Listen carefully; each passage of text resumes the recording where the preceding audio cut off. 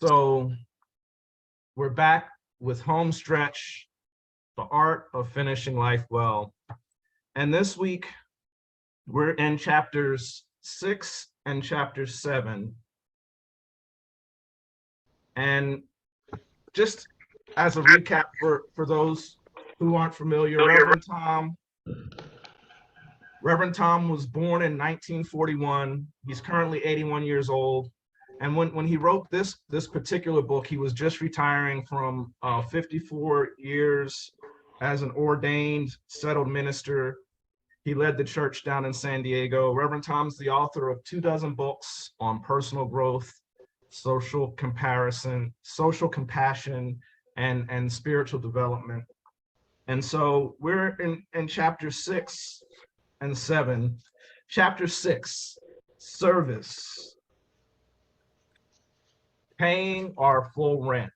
And so in chapter 6, Reverend Tom focuses on the different parts of our journey. In the home stretch, he says it's a comparison between service and savoring. Service and savoring. Their critical quest to a fulfilling portfolio. And he lists a couple ways that the compassionate citizen can find fulfillment. Tutoring in schools, being an attentive grandparent, becoming a hospice volunteer, actually running for political office, mentoring young professionals, even applying for international programs such as the Peace Corps. And he goes on to highlight that service is such a critical component. And he says, service is heart-to-heart resuscitation and can be done anywhere and anytime.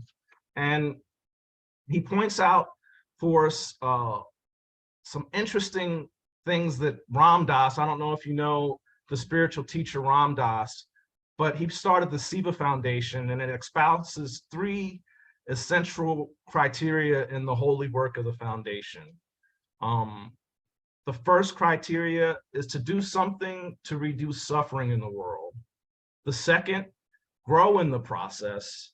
And the third is have fun doing it.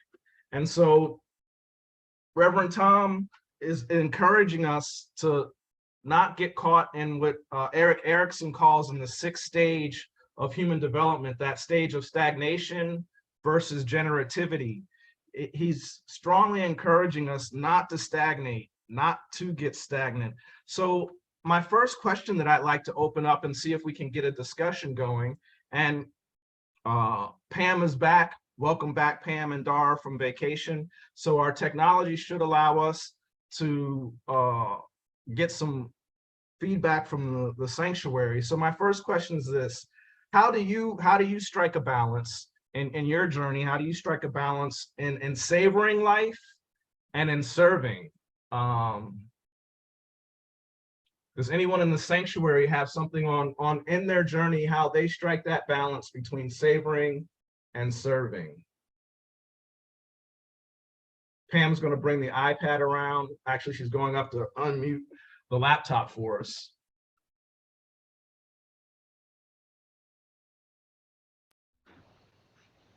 Okay, great. So Dawn, we should be set now that you can hear us from the sanctuary. And what I want to do is invite, if you can, those of you who are here in the sanctuary so that we can have a back and forth. If you come forward, then you'll be able to hear better and you'll be able to speak and be heard. So those of you who are way in the back, I invite you to come forward to be part of the discussion. And while they're getting themselves resettled in the sanctuary, I'll jump to our participants on Zoom and ask the same question to the Zoom participants. How do you strike a balance between savoring life and serving in life? Anyone on Zoom have a response to that query? I see you, Carolyn. You're muted, you're muted.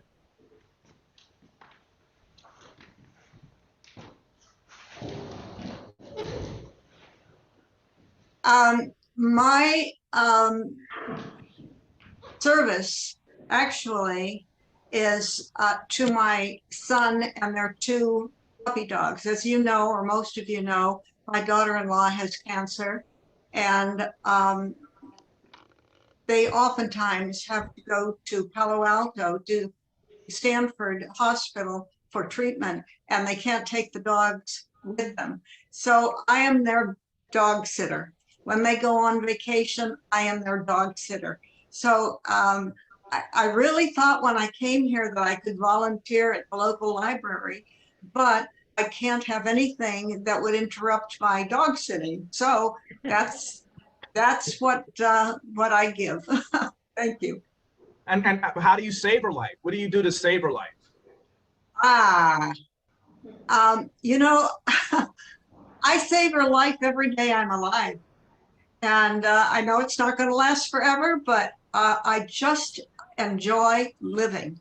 Everything that I it's just part of me. I just enjoy life. It's no one particular thing. I just I enjoy the group that I belong to here in my 55 plus community, and of course I enjoy my children. So yeah, it's a good life. Thank you so much, Carolyn.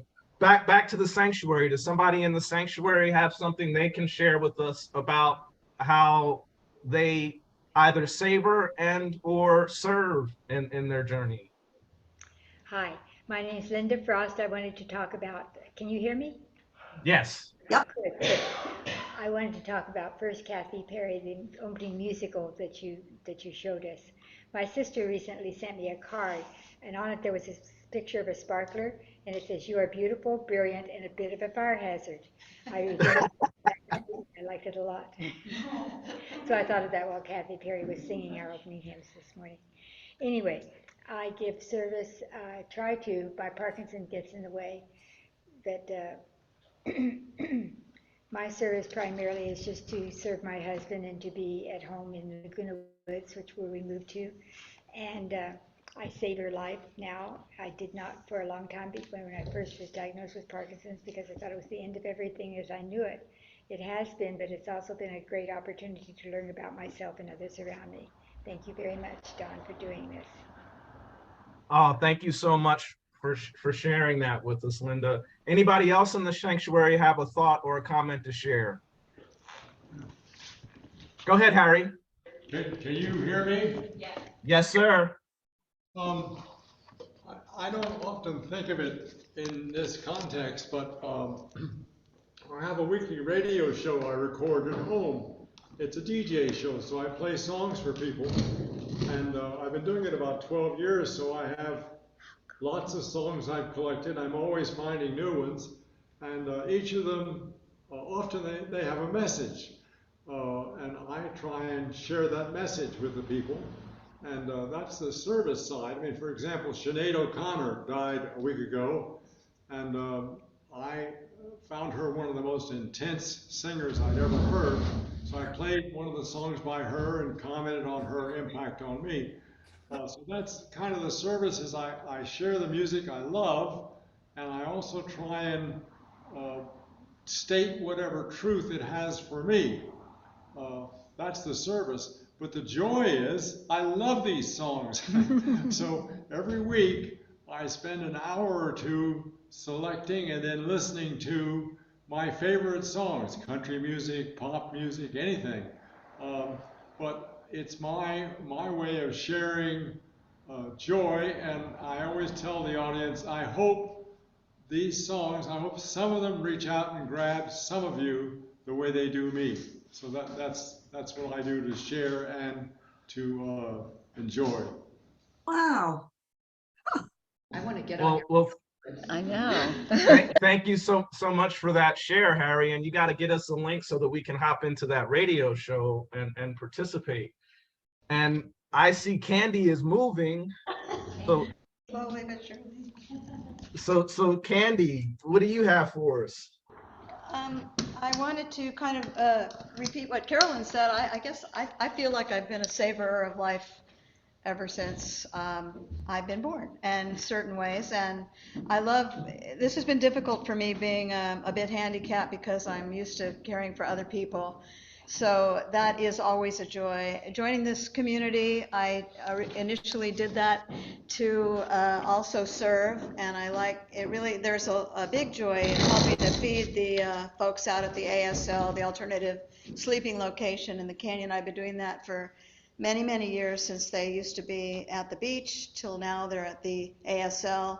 That has a great emotional reward for me. Preparing one of the dishes to donate every month, and I hope to get back to that extremely soon.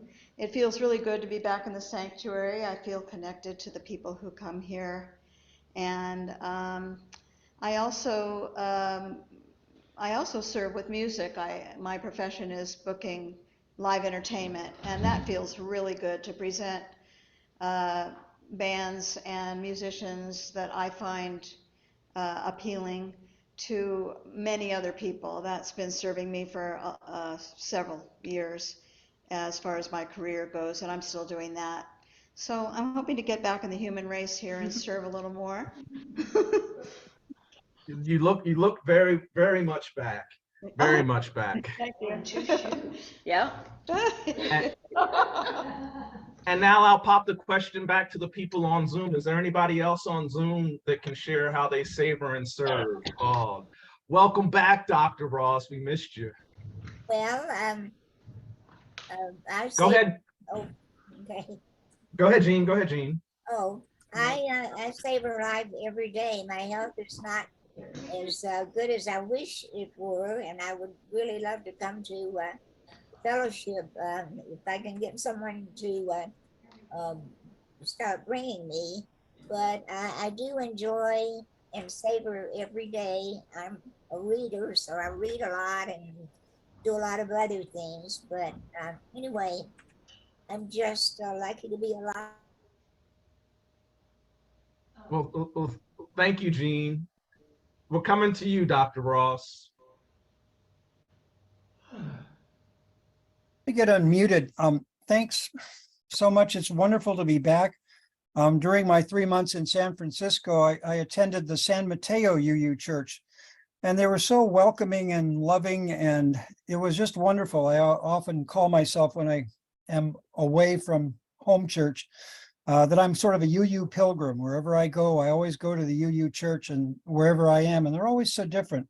Tell them about the choir. Yeah, and that's what I'm going. Okay. So even though it was summer and I hadn't sung in a choir for almost 20 years, I got to sing with them in their choir. They needed a tenor voice, they needed a man, and so I sang with them, and they just welcomed me with open arms. And I just want to say that music is very important to me. Many of you know that I can whistle, but I don't play any instruments, but I can sing. And it was just wonderful being that combination of being open and alive to the music, and yet disciplined and having to do it a certain sort of way. And that just was a creative outlet that's been missing for me personally. And I just really enjoyed that, really loved it. So arts are part of the way that and creativity, creative things. Many of you know that Annie and I have been doing jewelry, and this is just one of the rings that I made for Annie, and I'll just put that up there on the screen so people can see. Yeah, I like small and petite. Yeah, this is a copper ring, and No, it's bronze. or bronze. I'm sorry, this is bronze, not copper. Anyway, it's just, the kind of artistic endeavors, singing and music and photography and all those things. It's the artistic thing that both is a gift, because this one was for Annie, and also savoring the joy of doing something and doing it pretty well. At least I didn't ruin the stuff we sang, and I didn't ruin the ring.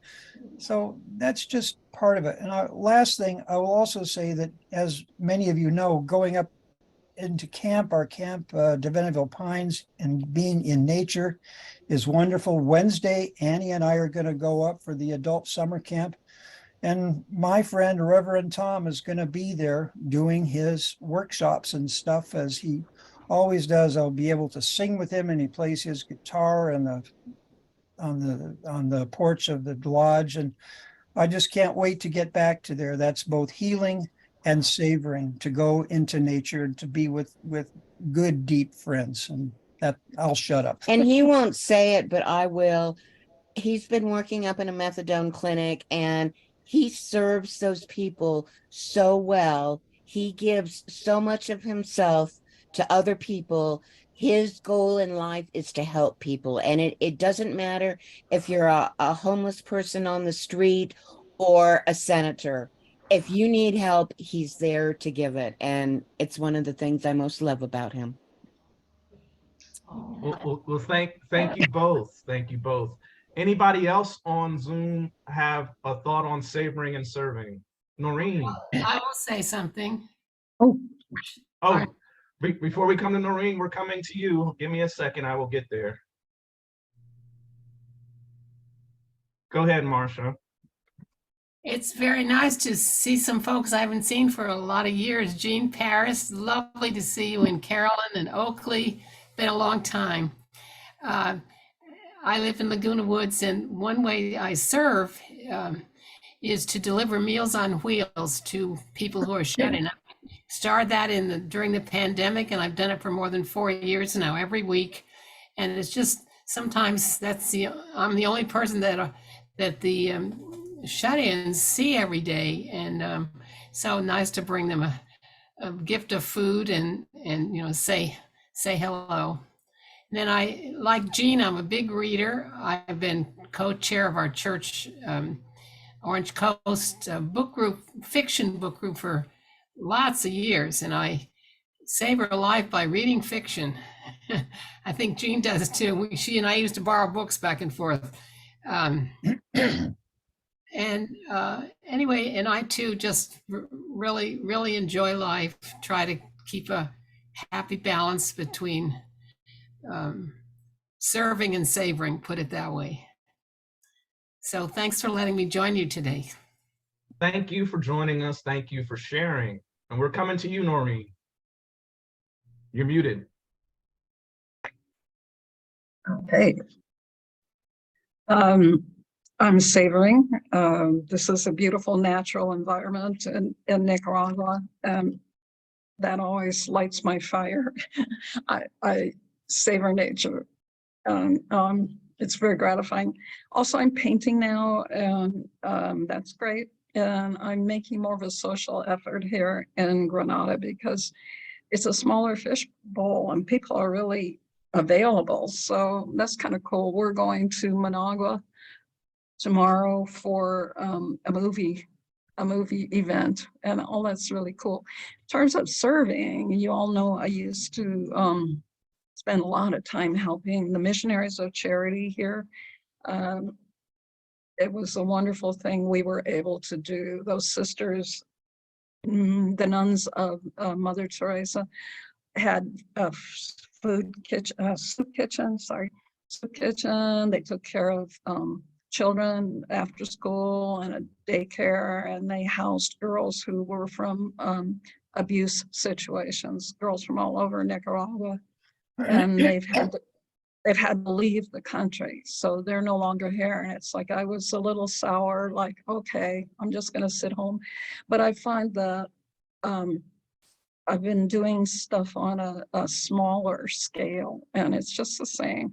There's a couple families that hang out at the Central Park here selling little things, boats and stuff like that. And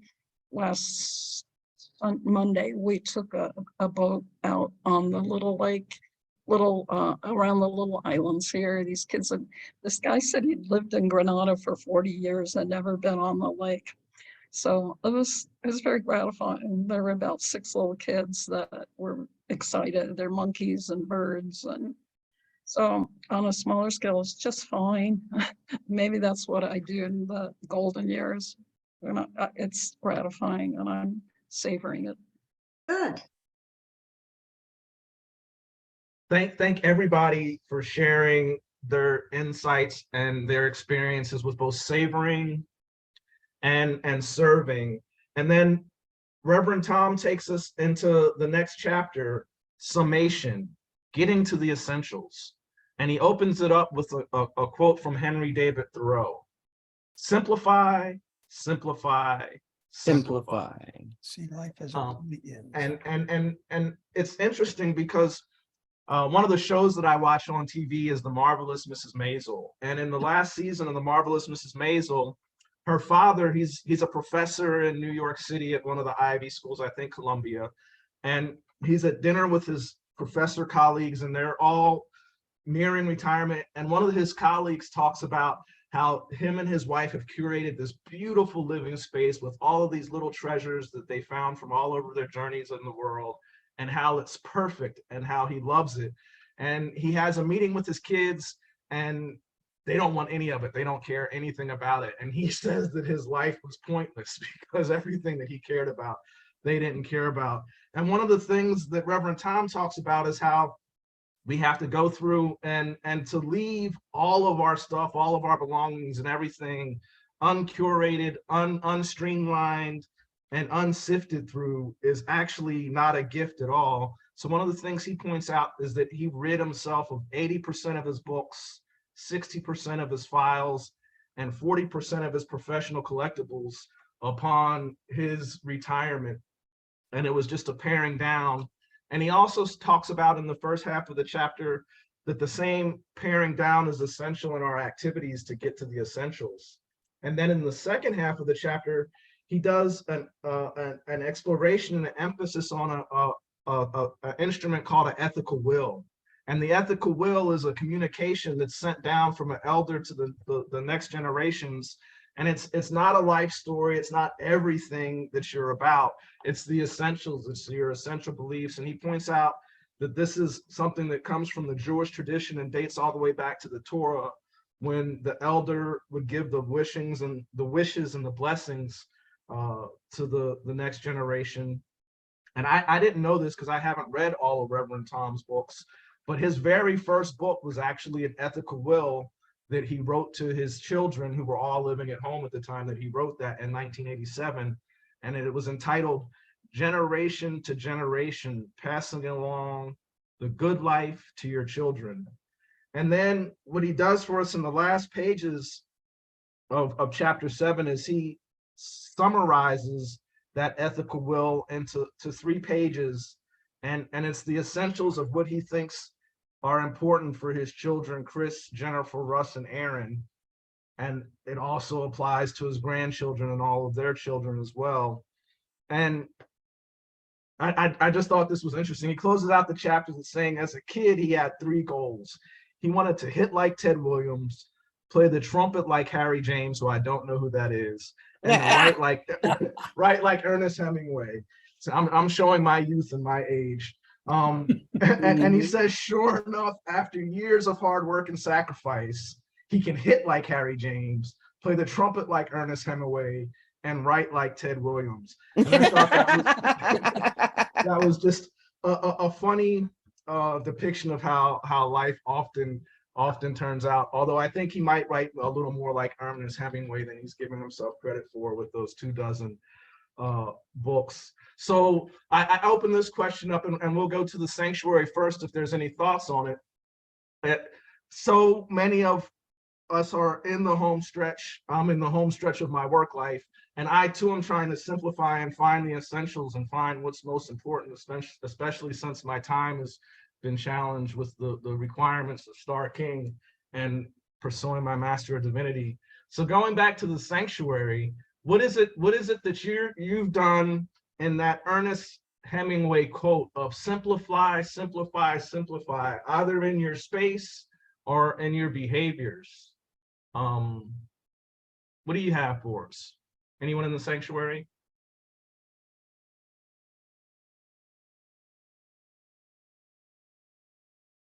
Oh, we haven't simplified.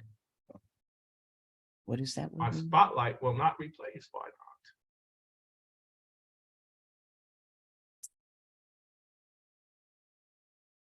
Did we lose the sanctuary?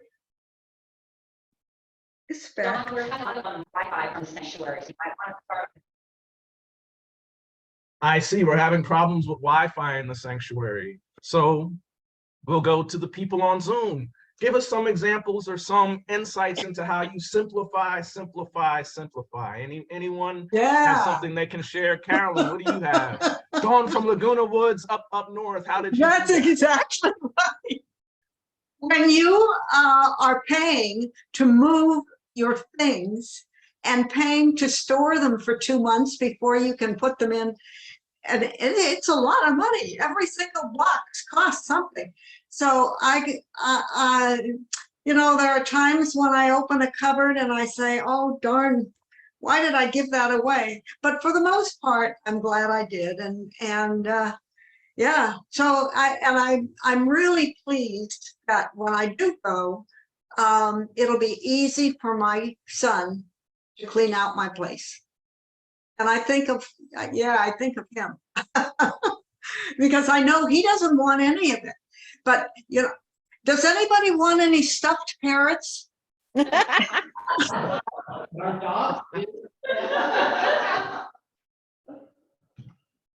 Stuffed parrots, free stuffed parrots.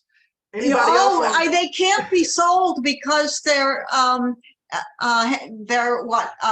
Carolina. They're Carolina endangered. parakeets, and they no longer exist. So they can't be sold. And I've tried to find a museum to take them. I can't find a museum. And so here they sit, and I don't know what I'm going to do with them, but they're beautiful stuffed parrots, parakeets, Carolina parakeets, under glass from 1898. Yes. Maybe an Audubon house. I thought it meant stuffed with cotton. An Audubon house, Audubon that's a good house idea. in Sacramento. Oh, good idea. Yeah, I'm glad I brought that up. Okay, thank you. You're welcome. Dawn, we're reconnected now here well, I think. So Awesome. So let's go back. Sorry. Let's go back to the sanctuary. What do you have in the sanctuary? Any thoughts on simplify?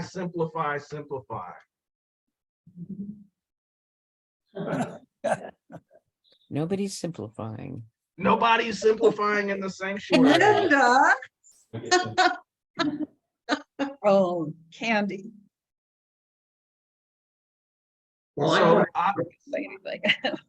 I thought Tom was very convincing, and he has convinced me psychologically, and I'm ready to simplify. Now it's just a matter of being lazy and putting it off. So it's a while before I get around to it, but psychologically, I think that in and of itself. It's hard. Absolutely. well, one of the things I had to do, I really related when he said he got rid of 90% of his books, because about 10 years ago, I probably had about 3,000 books, and I was told you can keep 100. And boy, it was a really challenging decision when we got around 200, 150. The choice was really challenging. But the cool thing is, it was painful, but all the books that I got rid of, this is my Kindle in its case, but they're all been replaced digitally in my Kindle. So now I have thousands and thousands of books in this one little space. And I've moved 3 or 4 times since I had to pare down those books. And when I tell you that it's such a blessing not to have 50 boxes of books and having to move 50 boxes of books with a dolly even, it's quite a challenge. One day in the sanctuary, they said, Don, the muscles, those 50 boxes of books are a real challenge to even the muscles. So that's been one of my experiences. And then I also had the experience of my great aunt. We had to clear out her house after she passed, and it was a laborious and intensive thing because she hadn't done any of that simplifying, and I don't think she would qualify as a hoarder, but she was real close. And so it was a lot of work for those of us that were left behind to sort through. And what I noticed is that impatience crept in, and there wasn't a lot of discernment. It was just a lot of movement. Stuff was just having to be moved and not actually sorted through. So what was lost in that haste, I don't know. And that's one of the things that I think Reverend Tom is encouraging us to do, is to be very mindful, because one of the things that's the equalizer for all of us is our time. And so the essentials of what are we going to do with our time and how are we going to spend that time. And he encourages us to do it in places of meditation, I mean, in our service and things that are generative, as Dr. Ross was talking about, singing in the last chapters. He talked about singing and us being an instrument of our own creation, and all of the arts, whether it be painting or making jewelry, sculpting, so on and so forth. And so I want to share, open the space back up to everyone, and we'll start with those in the building. As we move into this final thing, is there anything that you feel that you're going to be doing differently in the next couple of weeks, in the next couple of months, because of this interaction with Reverend Tom's material? And I'll start it off, and I'll tell you one of the things that he's encouraged me, as Oakley said, is to simplify, because I have so many clothes and it's impossible for me to wear. I have probably long sleeve dress shirts. I probably have 50 long sleeve dress shirts, and there's 5 days in a work week, and I don't wear them on the weekend. So I am going to do the same thing I did with my books, with my clothes, and seek to simplify my wardrobe collection. What is the collective out there taking away from Reverend Tom at this point? As we're almost done the book, we have 2 more chapters to go, so we're 3/4 of the way through. What are your takeaways as we're moving into the close? Anyone in the building? Just one thing I wanted to say, Don, and that is I wanted to say thank you for doing a wonderful job of leading the book discussion group, and I really enjoyed this book. Well, I take it and I say you're welcome. And I want to thank Pam and Rachel and Noreen, because this is really their idea. They came up with the Summer Up program last year of reading a book for the summer when everybody's on vacation. So this was their idea. I'm pleased to carry it out. I see your hand, Ross. Yeah, am I muted? Nope. Okay, well, I'll just say my father gave me, who died at age 91, about 10, 12 years ago now. But he once told me, he looked around where I was in college, or after that, I was through college anyway. He came to where I was living one time, I think it was here in Victorville, and he looked around and he said, you know, Ross, he says, your goal in life is not to be a library. We all have our love of books and our need to be insightful and smart and exploring, and yet somehow we should not be libraries. Now, I just say that I have not yet simplified to the degree I need to, and you know, we know that as we age, we naturally simplify because we simply don't have the energy to keep up with the complexity and the largeness of our lives that we had before.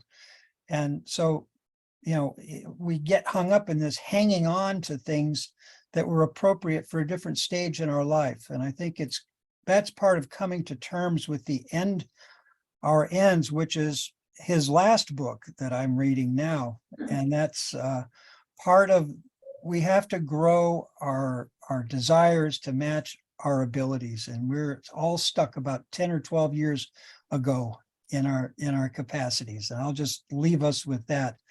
And I'm going to talk to Reverend Tom this week up at Divinity about these sorts of things and tell him thank you for his wonderful, wonderful insights and wisdom about all of this. He's an incredible Please send tidings and thank you from the entire fellowship. I will. And me too. I guess I'm part of the fellowship. Back to the building. Of course you are. What are you guys thinking there? So Dawn, I have just a few thoughts to add in as I have been reading the book. And today's the first day I've been part of the discussion. So thank you for letting me miss the first 2 discussions and join in on the last one. But one of the things I've been thinking about is how Reverend Tom is leading me to think about things like, balancing serving and savoring, and certainly simplify.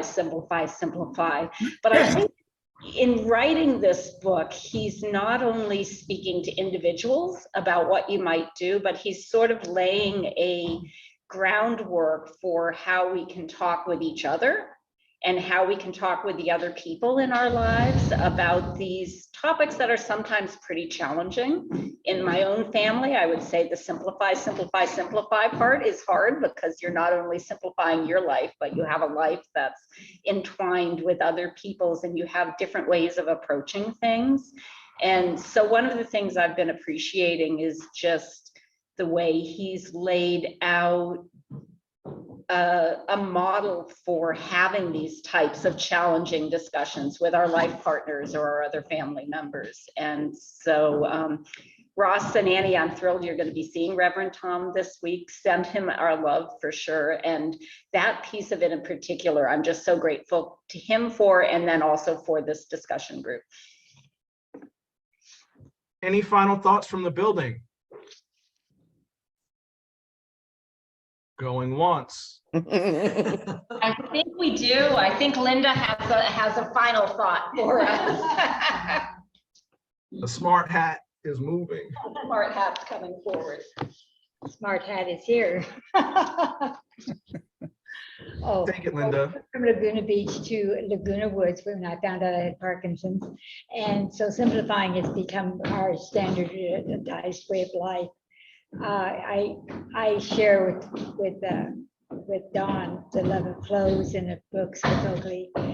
And what I've done is I have a friend who is my size who's going to come in and use my clothes when I die. And I have a new book called I'm Dead, Now What?, which I'm filling out for my kids, which gives my passwords, the ones I remember, and and how to access So sweet. etc. And make sure I'm dead before you cremate me, please. Directions like that. And I'm reading Tom's second book, the one about death. And Oakley and I bought that after he spoke here at the church to us. And that's also a lead in from this book, which is great. So thank you very much. That's it. Well, thank you all for joining in and being a part of our discussion today.